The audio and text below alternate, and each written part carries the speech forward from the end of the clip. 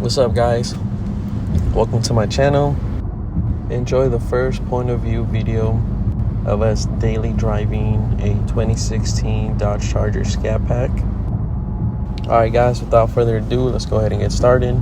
I won't lie, if you don't mind spending a little bit more on gas, it's definitely a fun daily to have.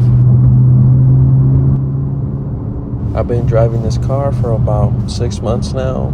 I've done its oil change, which was a little bit complicated because the car is very low. But thankfully I was able to find some ramps for the car since it sits pretty low. It gave it enough height for me to go ahead and do the oil change. What I like about the car for daily driving is the audio. Even though it comes with the Beats audio, it's not bad, it's pretty good. Though I will say the one function that I don't like is that the radio has this thing. The louder the car will get, the radio will turn its volume up on its own.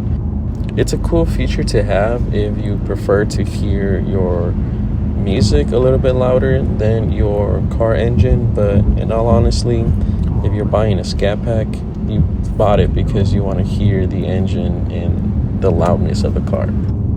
It does come in with one subwoofer which sits in the trunk, though it's not really that big of a difference, I would say. But the audio, once you adjust like the balance, the fade and everything, I would say it's pretty good.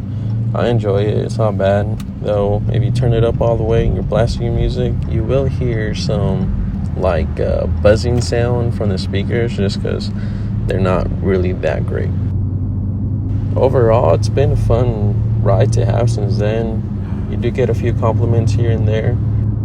So depending which type of car enthusiast you are, a lot of people will try to race you. So if you like that, then by all means. If you're more like, I just want to enjoy my ride and cruise down to my house, to work, wherever, it can get a bit of annoying. Now I'm more one of the person that likes to cruise with the car. I don't really like to be racing people, especially because I don't want to put anybody else at risk.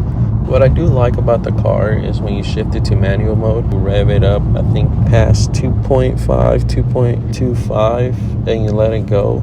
It does pop, which is nice. So at work, since I go into a parking structure in the mornings when nobody's there, I'll be doing that all the time, and it's just a lot of fun.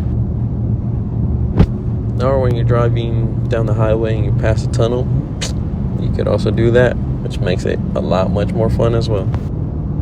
But yeah, overall this is a fun car to have as a daily, to commute to work, to school, I would say, if you don't mind paying the higher gas and insurance for it. If you guys have any questions or want to know a little bit something more about it, it is an older model, to 2016, but I'm more than happy to answer them. If you guys want to just leave them in the comments and I'll answer them on the next video.